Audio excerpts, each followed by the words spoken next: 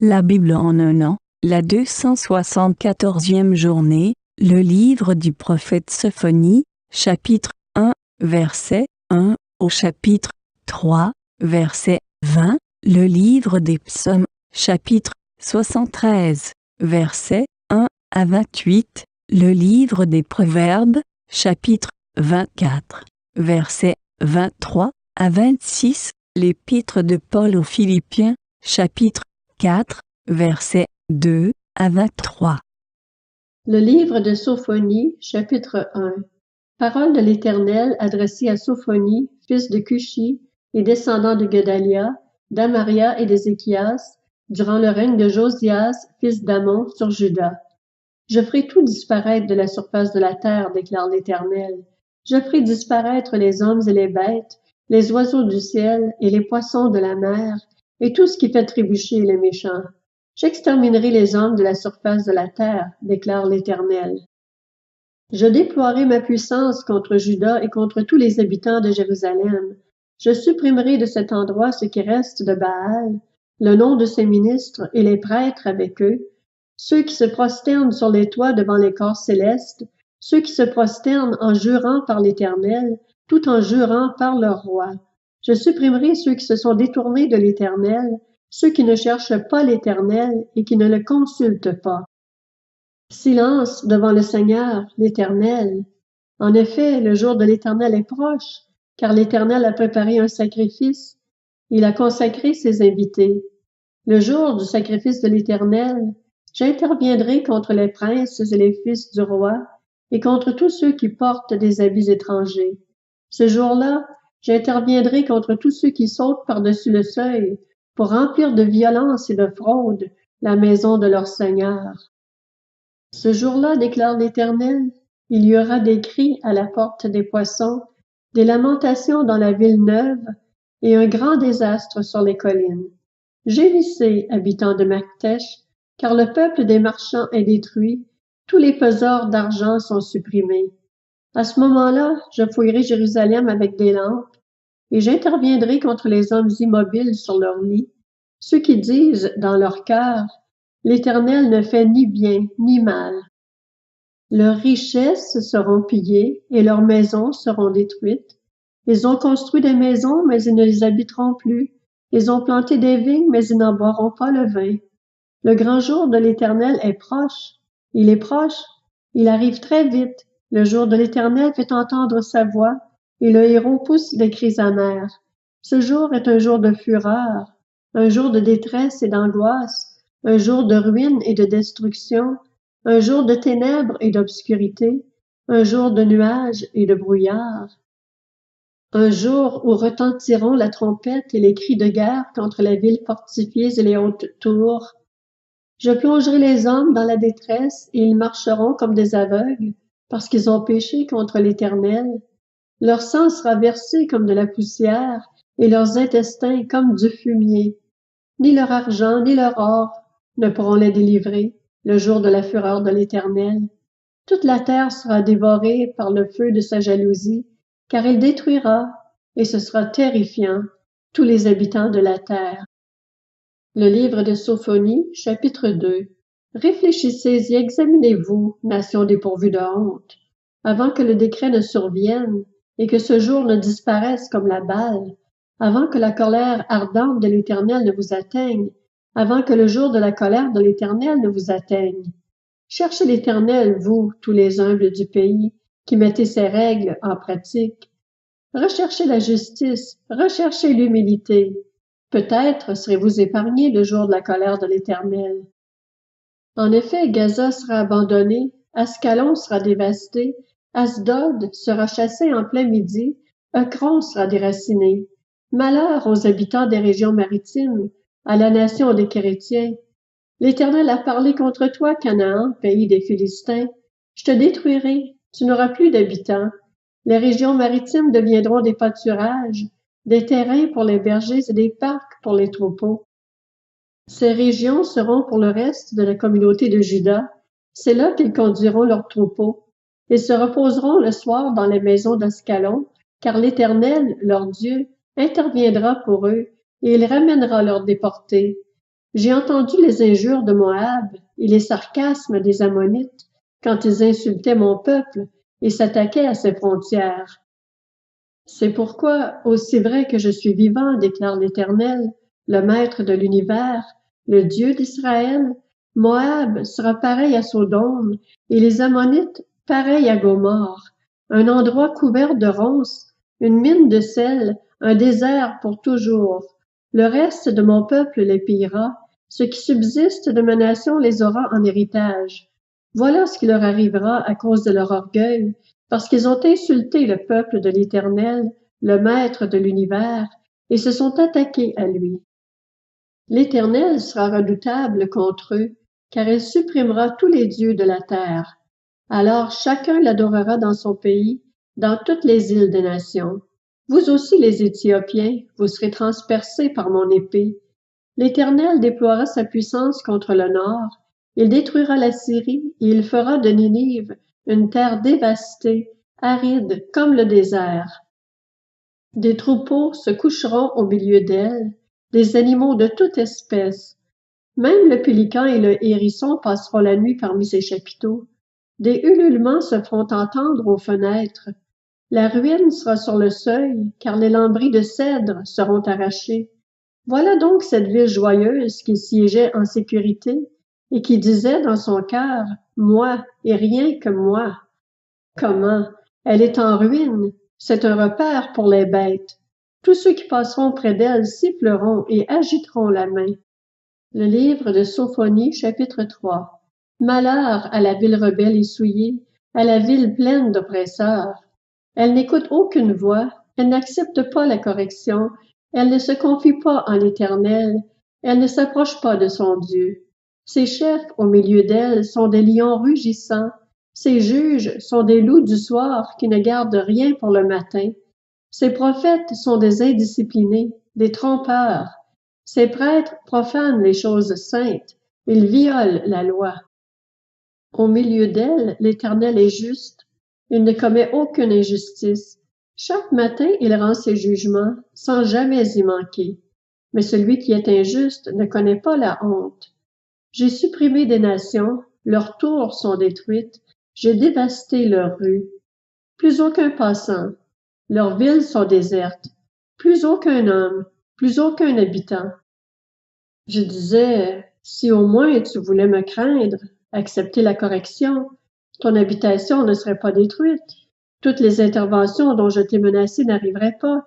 Mais ils se sont empressés de pervertir toutes leurs actions.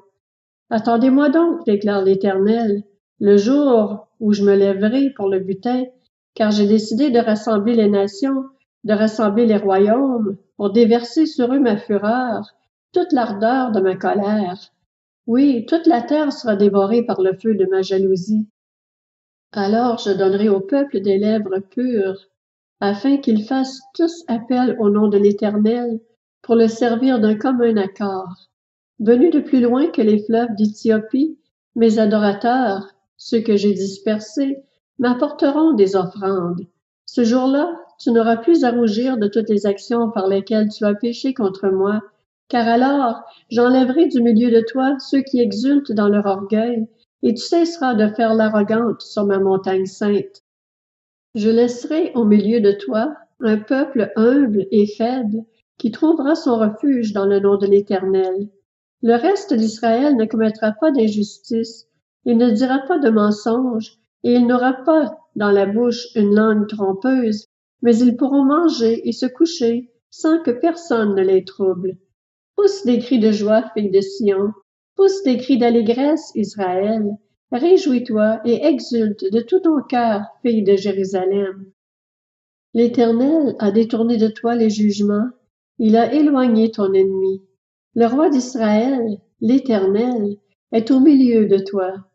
Tu n'as plus à redouter le malheur. Ce jour-là, on dira à Jérusalem, « N'aie pas peur, Sion, ne baisse pas les bras. L'Éternel, ton Dieu, est au milieu de toi, un héros qui sauve. Il fera de toi sa plus grande joie.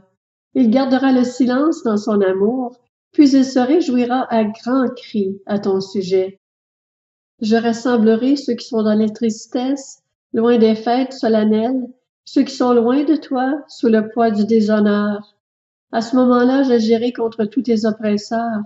Je délivrerai les boiteux et je rassemblerai ceux qui ont été chassés. Je ferai d'eux un sujet de louange et de gloire dans tous les pays où ils sont méprisés. À ce moment-là, je vous ramènerai. À ce moment-là, je vous rassemblerai. Oui, je ferai de vous un sujet de gloire et de louange parmi tous les peuples de la terre, quand je ramènerai vos déportés sous vos yeux, dit l'Éternel. Le livre des Psaumes, chapitre 73, Psaume d'Asaph. Oui, Dieu est bon pour Israël, pour ceux qui ont le cœur pur. Toutefois, mon pied allait trébucher, mes pas étaient sur le point de glisser, car j'étais jaloux des vantards en voyant le bien-être des méchants. Rien ne les tourmente jusqu'à leur mort, et leur corps prend de l'embonpoint. Ils n'ont aucune part aux souffrances humaines, ils ne sont pas frappés comme le reste des hommes. C'est pourquoi ils se parent de l'orgueil comme d'un collier, la violence les enveloppe comme un manteau. Leurs yeux ressortent, dans un visage plein de graisse, les mauvaises pensées de leur cœur débordent. Ils ricanent et parlent méchamment d'opprimés, ils profèrent des discours hautains, leur bouche s'attaque au ciel et leur langue balaie la terre. Voilà pourquoi son peuple se tourne de leur côté, il boit leurs paroles avidement comme de l'eau. Et il dit, comment Dieu pourrait-il savoir? Y a-t-il de la connaissance chez le Très-Haut? Voici comment sont les méchants. Toujours tranquilles, ils augmentent leur richesse. C'est donc pour rien que j'ai purifié mon cœur et que j'ai lavé mes mains en signe d'innocence. Chaque jour je suis frappé, tous les matins je suis repris. Si je disais, je veux parler comme eux, alors je trahirais tes enfants. Quand j'ai réfléchi pour comprendre cela, la difficulté a été grande à mes yeux, jusqu'au moment où je suis entré dans les sanctuaires de Dieu et où j'ai prêté attention au sort final des méchants. Oui, tu les places sur un terrain glissant, tu les fais tomber dans la ruine. Et voilà, en un instant ils sont détruits, ils ont disparu, anéantis par l'épouvante. Comme un rêve qui se dissipe au réveil, Seigneur, à ton réveil, tu repousses leur image. Lorsque mon cœur était aigri et mes reins transpercés, j'étais idiot et je ne comprenais rien.